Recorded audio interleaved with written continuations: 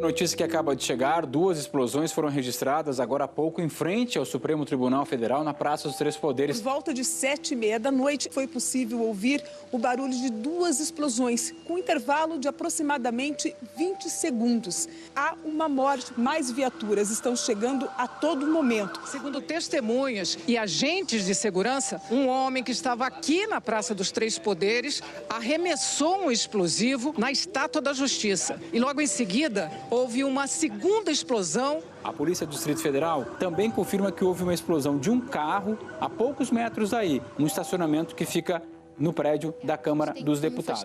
Um rapaz que trabalha no food truck lá perto desse estacionamento, ele disse que essa pessoa sai do carro carregando uma mochila e depois, logo na sequência, se escuta esse barulho. Horas depois, a polícia confirmou a identidade dele. Francisco Vanderlei Luiz. Francisco foi candidato a vereador pelo PL em 2020 e nas redes sociais alimentava um discurso para lá de agressivo. Em que Francisco Vanderlei Luiz se aproxima da Estátua da Justiça e pouco depois ele lança artefatos explosivos em direção ao STF. E parece acender o que é um novo artefato que explode com ele. Ele aparece nas imagens. O momento é de que a PM conseguiu tirar o cinto do corpo do homem morto em frente ao prédio do Supremo. Esse cinto que contém explosivos. O Batalhão de Operações Especiais informou que vai fazer uma varredura para saber se tem mais explosivos. A Polícia Federal vai abrir um inquérito para apurar o que ela considera de novo um ataque aos prédios dos três poderes.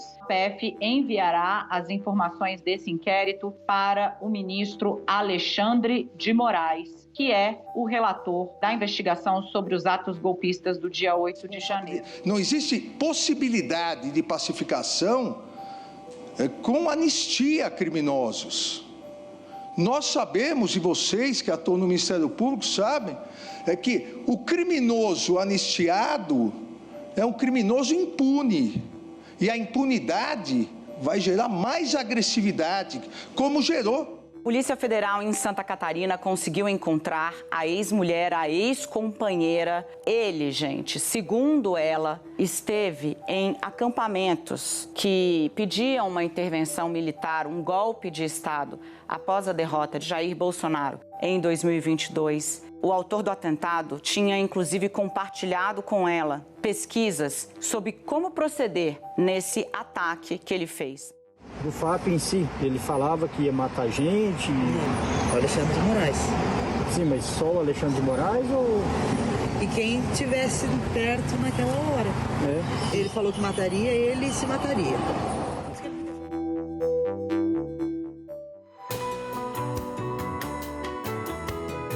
Da redação do G1, eu sou Natuza Neri e o assunto hoje é o futuro da anistia após o atentado com explosivos no STF. Como a sede de um poder da República foi novamente cenário de violência e como o ataque respinga nas discussões sobre a anistia aos envolvidos no 8 de janeiro de 2023. Meu convidado é Rafael Maffei, advogado e professor de Direito da USP e da ESPM. Sexta-feira, 15 de novembro.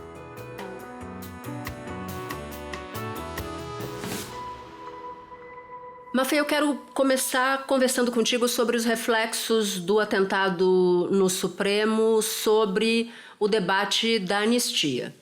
Conversei com ministros do Supremo que, no mesmo dia, na própria quarta-feira, fizeram chegar aos líderes do Congresso, olha, nem vem que não tem, a gente não aceita, tinha uma discussão de fazer uma espécie de meio termo, uma gradação nas condenações pelo 8 de janeiro, mas isso foi para as calendas.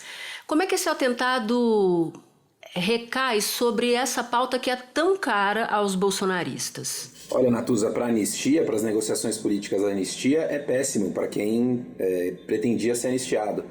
Porque a anistia é um instrumento constitucional de natureza política que serve para que você, estando num ambiente que se sucede a um ambiente anterior de conflito, por exemplo, uma guerra civil, uma revolução, a queda de uma constituição, a existência de grupos paramilitares, qualquer coisa do gênero, e transicionando para um ambiente de paz, consiga utilizar a anistia como uma ferramenta para atrair quem antes estava do lado do conflito para esse ambiente de paz, dizendo, olha, vamos aqui passar uma borracha no que você fez e você, em troca disso, aceita viver sob a autoridade dessas instituições que antes você contestava. Você aceita a Constituição, aceita o Judiciário, aceita as leis e assim por diante.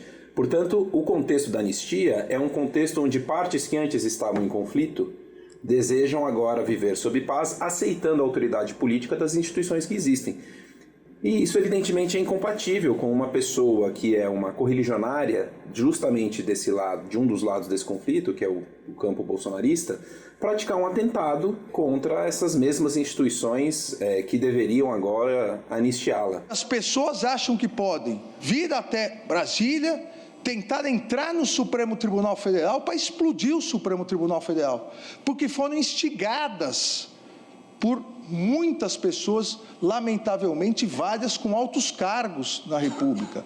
É necessário não só que nós nos unamos na defesa constante da democracia, na responsabilização total de todos aqueles que atentaram contra a democracia. Portanto, para as negociações da anistia, me parece que isso é bastante ruim para quem contava com essa alternativa. E quando a gente olha para a própria ambição de Bolsonaro, porque ele normalmente diz o seguinte, que ele vai ser candidato em 2026, ainda que ele esteja inelegível. Então, Bolsonaro conta com uma anistia também para ele, né? Porque só uma anistia poderia viabilizar uma candidatura sua à presidência da República em 2026.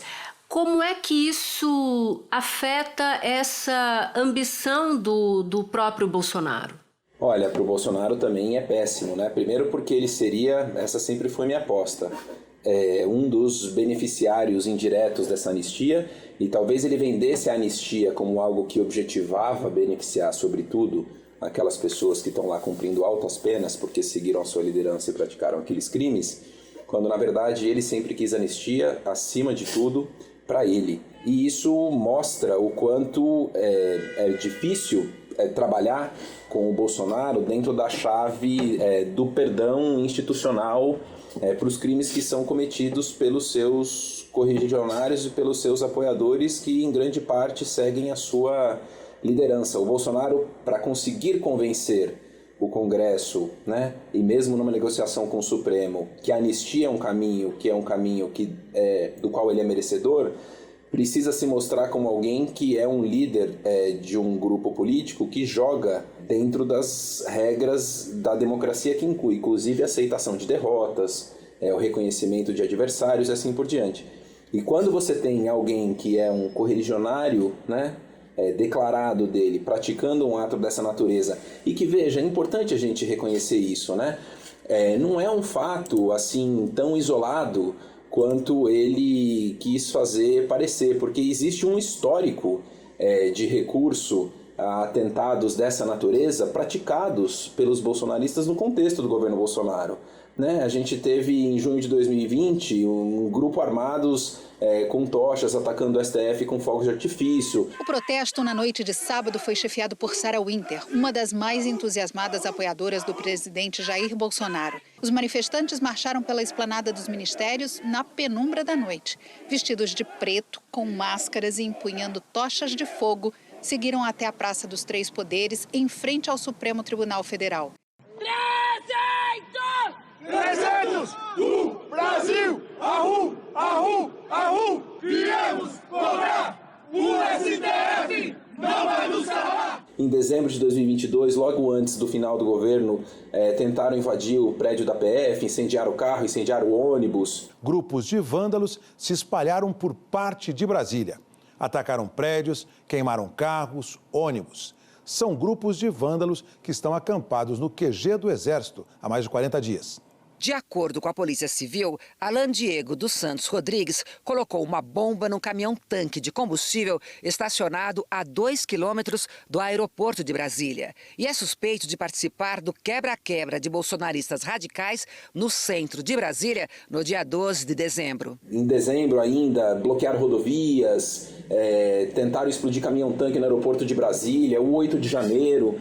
Então, assim, isso é parte de um tipo de recurso que é frequente dessas pessoas que são seguidores, os adeptos mais ferrenhos do Bolsonaro.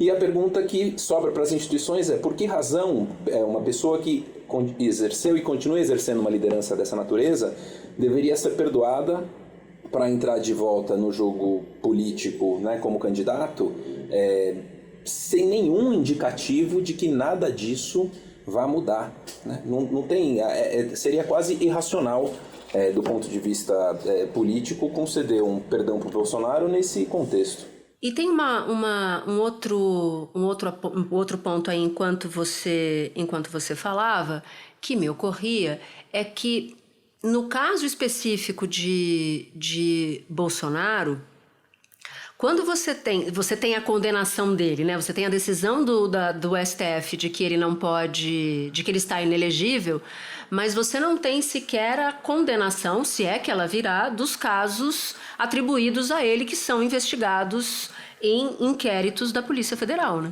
Sem dúvida. O Bolsonaro ainda tem um caminho de possíveis novas causas de ineligibilidade a ser percorrido, né?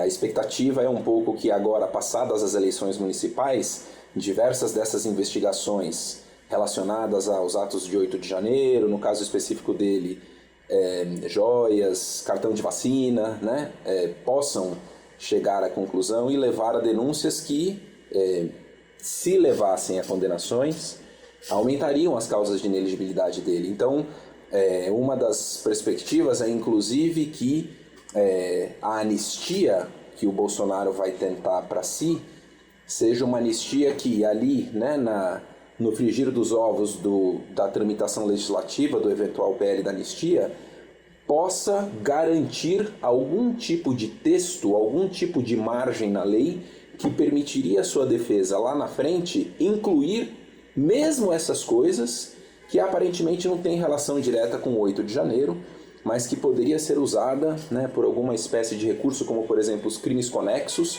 para beneficiá-lo, né? Se essa janela se abrir, não é impossível, por exemplo, que o Bolsonaro tentasse caracterizar diversos desses crimes que aparentemente não têm a ver com o 8 de janeiro, com o contexto maior desse projeto fracassado de golpe, do qual o 8 de janeiro foi o ato mais retumbante e final. Então, o cartão de vacinação seria um jeito de eu conseguir me evadir do Brasil na perspectiva de algo dar errado. As joias seriam uma forma de eu garantir alguma maneira de subsistência, e tudo isso, portanto, estaria conectado com esse grande enredo de uma tentativa de subversão do resultado das eleições, e que agora estaria, né, anistiado numa interpretação bem ampla dessa lei, como houve uma interpretação ampla da legislação de anistia anterior, que a gente teve em 1979, né? Então, assim, existem novas causas de ineligibilidade que talvez aguardem o Bolsonaro pela frente. Agora, o ex-presidente soltou uma nota depois do atentado e falou em pacificação. Eu queria a tua leitura da nota que foi divulgada pelo Bolsonaro, Maffei. Natuzzi, é a única coisa que ele tem para dizer nesse momento. Ele não tem outra coisa para dizer nesse momento. O ex-presidente Jair Bolsonaro também veio a público se manifestar nesta mesma linha. Ele lamentou as explosões e ele chegou a pedir pacificação nacional. Por mais que a gente saiba que aquilo não expressa, é o que a gente chama quase de uma contradição performativa, né? É a pessoa que fala que está de regime e senta para comer 5 pastéis na feira, né? Você fala uma coisa, mas age de maneira completamente oposta àquilo. O Bolsonaro, na última vez que esteve em público, no discurso do 7 de setembro, subiu no caminhão de som para pedir o afastamento do Moraes, a prisão do Moraes, botou o Silas Malafaia no carro do som para fazer uma série de ataques, né, que indicavam tudo menos o desejo de pacificação que ele agora quer. Nós devemos botar freio através dos dispositivos constitucionais naqueles que saem, que rompem o limite das 4 linhas da nossa Constituição. E eu espero que o Senado Federal bote um freio em Alexandre de Moraes, esse ditador. o filho dele estava ao lado dele com uma camiseta do Elon Musk, que é uma pessoa que estava àquela altura absolutamente celebrizada pelos confrontos e pela insubordinação que ele via demonstrando em relação ao Supremo. Portanto, antes de tudo, é muito pouco crível que ele de fato deseje qualquer tipo de pacificação. Só que ele sabe que tudo do que o futuro dele depende só vai acontecer se ele conseguir atrair para a sua causa um conjunto de parlamentares que é maior do que essa sua base, assim, caninamente fiel dos parlamentares mais bolsonaristas. Se ele não tiver apoio de parlamentares que não são, né, os bolsonaristas mais ferrenhos, que estariam dispostos a apoiá-los, inclusive nas causas mais radicais, ele não consegue aprovar sequer uma lei de anistia. Ele teria muita dificuldade para fazer qualquer tipo de articulação que levasse o STF a ser convencido a ter uma postura de aceitação, de pelo menos um abrandamento das punições. Então ele não tem outra coisa para fazer, ele precisa convencer as pessoas de que esse é um episódio que não tem nada a ver com ele, muito embora ele seja consistente com uma série de condutas praticadas por seus apoiadores em movimentos anteriores, como eu já mencionei. É um contexto que se iniciou lá atrás, quando o gabinete do ódio, o famoso gabinete do ódio, começou a destilar discurso de ódio contra as instituições, contra o Supremo Tribunal Federal, principalmente, contra a autonomia do Judiciário, contra o Supremo Tribunal Federal, não só como instituição, mas contra as pessoas, os ministros do Supremo Tribunal Federal e as famílias, os familiares de cada um dos ministros. E isso foi se avolumando sob o falso manto de uma criminosa utilização da liberdade de expressão. E muito embora, e eu acho essa uma ironia muito particular desse episódio, isso tenha inclusive um tom irônico em relação ao discurso que ele, por exemplo, sustenta em relação ao Adélio Bispo, né? O Bolsonaro insiste até hoje na teoria de que aquela pessoa não era alguém que agiu solitariamente, mas que estava conectado a um plano político maior do qual ele foi um agente, né? Essa pessoa que praticou esse atentado à bomba consistente com ações de bolsonaristas anteriores, que foi inclusive candidato a vereador pelo partido do Bolsonaro, no contexto de disputa eleitoral, né? No qual o bolsonarismo foi uma força política relevante, precisaria então ser vendido pelo Bolsonaro como alguém que está distante dele, e ele próprio como alguém que não se confunde com a pauta dessas pessoas, com a pauta e com as ações dessas pessoas que ele sempre diretamente incentivou. Lembrando que no caso do autor do atentado de Brasília, ele se candidata a vereador pelo PL nas eleições de 2020, né? Bolsonaro ainda não estava no PL nessa época, mas o PL já fazia parte já começava a fazer parte da base, não é isso? Exatamente. Enfim, era um partido que já estava buscando atrair candidatos assim dessa matriz, né? E que fazia inclusive acenos ao próprio Bolsonaro, né? Espera um pouquinho que eu já volto para continuar minha conversa com Rafael Maffei.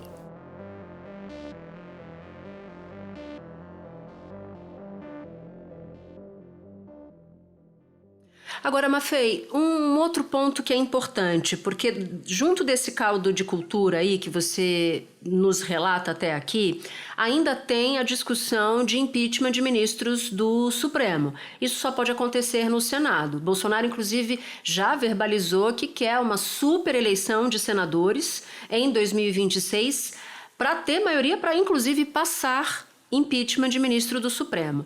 Como é que você junta o atentado com essa formação para tirar ministros do Supremo do cargo? Enfraquece, fortalece, ainda não dá para dizer? Nesse momento, a discussão sobre impeachment de ministro do Supremo é assim, um apito de cachorro que é utilizado pelo Bolsonaro e pelos seus apoiadores para manter as pessoas mobilizadas, engajadas em torno de uma causa.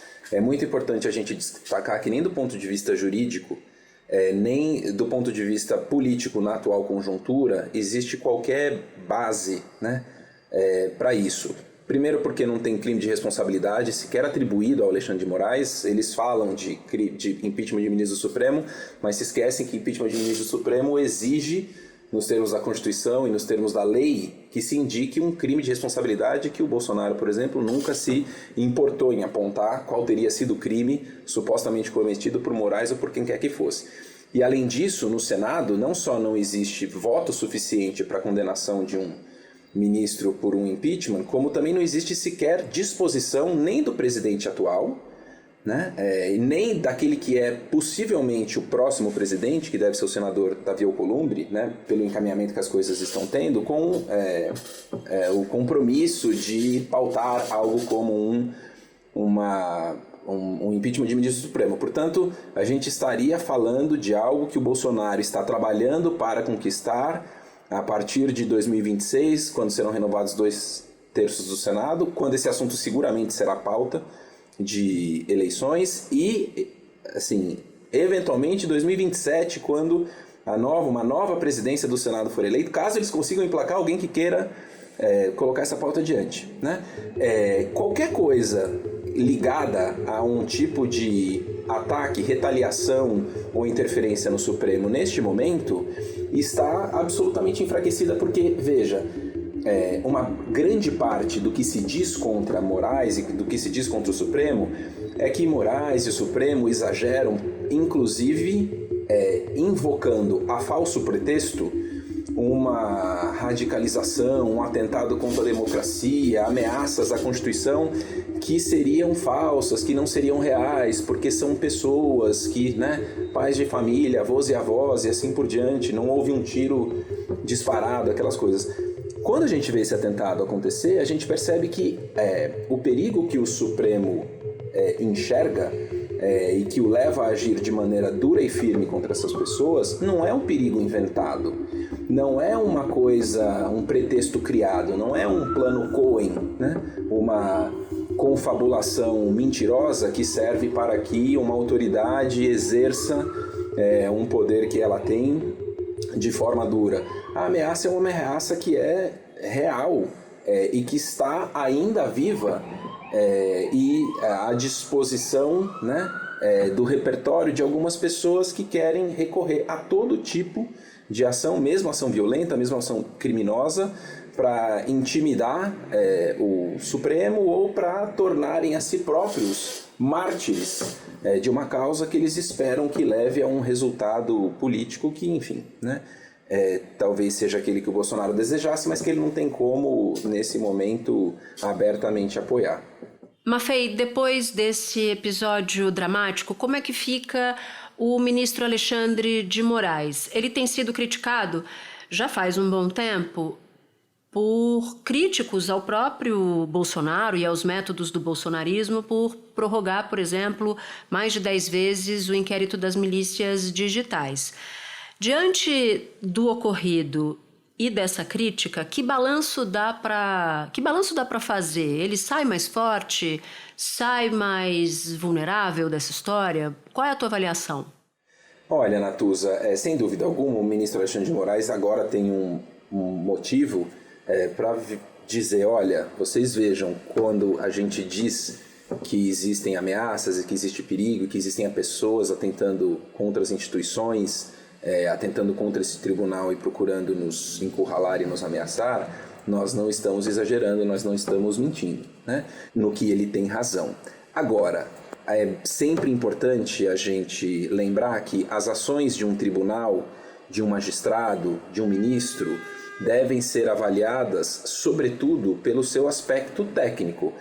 E o que acontece hoje também não deve fazer com que as pessoas que vêm fazendo críticas técnicas a determinados aspectos da atuação do Supremo, do ministro Moraes, sejam desacreditadas ou deslegitimadas nas suas críticas em razão dessa circunstância lamentável e externa. É muito importante que a gente reconheça que existe um debate, por exemplo, sobre o tamanho das penas, sobre a dosimetria. Existem muitas pessoas sérias e bem intencionadas e com boa formação técnica que apontam, por exemplo, que existe um problema na forma como são aplicadas as regras de conexão, que fazem com que o Moraes esteja acumulando uma grande quantidade de de ações e de investigações sobre a sua relatoria, existem discussões sobre acesso aos autos por parte de advogados no curso de investigação, e essas questões devem continuar sendo debatidas, mas